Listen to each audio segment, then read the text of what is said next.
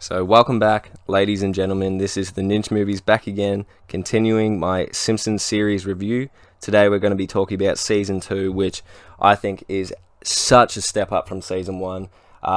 Really just leaves Season 1 in the dark, but, Season 1 did its job.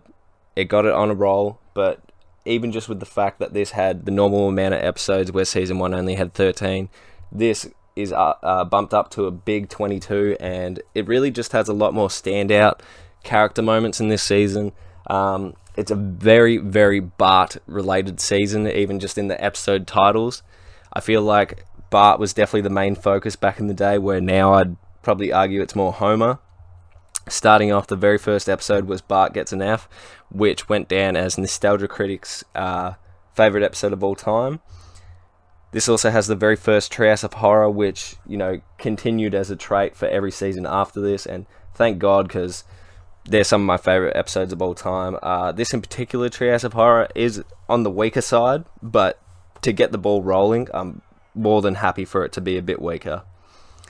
Itchy and Scratchy and Marge, which becomes pretty prevalent throughout the entire show. Marge is never really a big supporter of it. It's also referenced in a lot of the video games. Bart the Daredevil, Bart vs. Thanksgiving. Like I said, a heavy Bart season. Bart the Daredevil is a show, or an episode, that gets referenced over and over again in a lot of the clip shows. And how could you not, with the scene of Homer trying to jump the Grand Canyon and absolutely eating it in some Looney Tunes styles of harm, I guess. One fish, two fish, blowfish, bluefish, which is a mouthful in itself, but is a great episode, and something that I didn't touch on in the Season 1 review. I did talk about character traits, however, in Season 1 there was in particular episode that was a bit darker than a lot of the new Simpsons, where Homer actually thinks about committing suicide, and in this in particular episode, in that same kind of fashion, Homer is faced with pretty much death on his doorstep, and it's really touching the way that he goes through and says goodbye to his kids, and then kind of looks death in the face and is surprised to see another morning. It's just an episode they couldn't really do now, because the threat wouldn't be the same, but this was an early run in the show, so it was a bit more powerful, I thought. Oh Brother, Where Art Thou?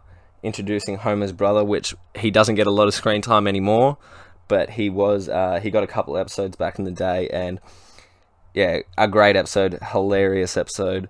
And then towards the end of the season, the second last episode, Three Men in a Comic Book, another standout for me. Could be the introduction of Comic Book Guy, I'm not too sure, but it's definitely the introduction of Radioactive Man in the series. This season is such a step up from Season 1. The animation is still not quite there, but has improved.